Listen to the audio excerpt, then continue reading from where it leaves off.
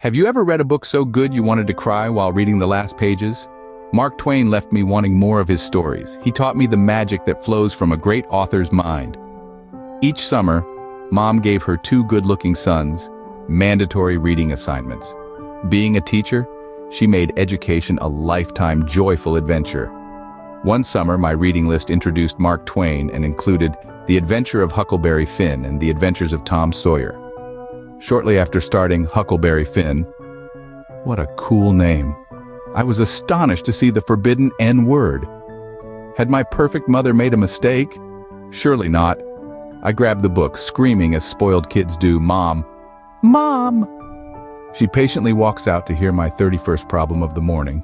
By the way, the other 30 were very important. I point to the word, not about to say it and risk a spanking. My dream of catching Annie Powers in a mistake was crushed.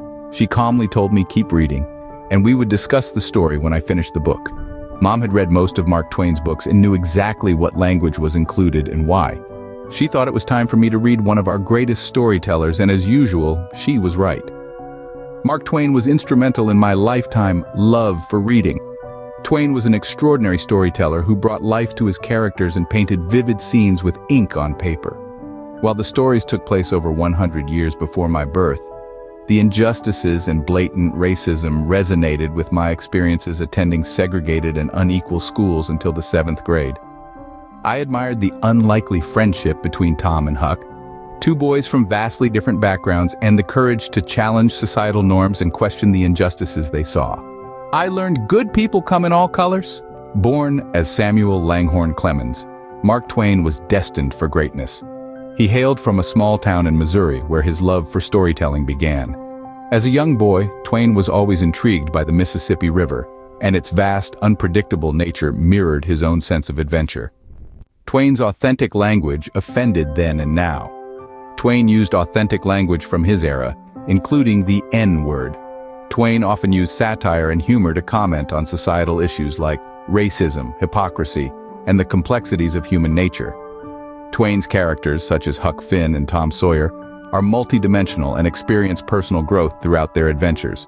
Exploring these characters helps kids develop empathy and an understanding of character development in literature. He made me not only love reading, but gave me a desire to write. Twain's themes encourage young readers to consider their identities and the importance of standing up for their beliefs. Mark Twain's books have been criticized and banned since first rolling off a printing press. But why do we celebrate rappers who use every known vulgar word to make themselves million and billionaires? Personally, I prefer any good book. This incongruity underscores societal double standards and the power of context. We've just scratched the surface of Mark Twain's fascinating life and works. This is your invitation to embark on a literary adventure with one of America's most celebrated authors. Charlie Munger said this about reading: "You'd be amazed at how much Warren reads, at how much I read. My children laugh at me. They think I'm a book with a couple of legs sticking out." By regularly reading business newspapers and magazines, I am exposed to an enormous amount of material at the micro level. I find that what I see going on there pretty much informs me about what's happening at the macro level. I constantly see people rise in life who are not the smartest, sometimes not even the most diligent, but they are learning machines. They go to bed every night a little wiser than when they got up, and boy does that help, particularly when you have a long run ahead of you.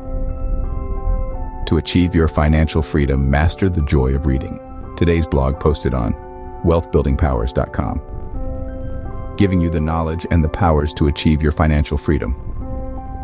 If you found this video insightful, don't forget to like, share, and subscribe.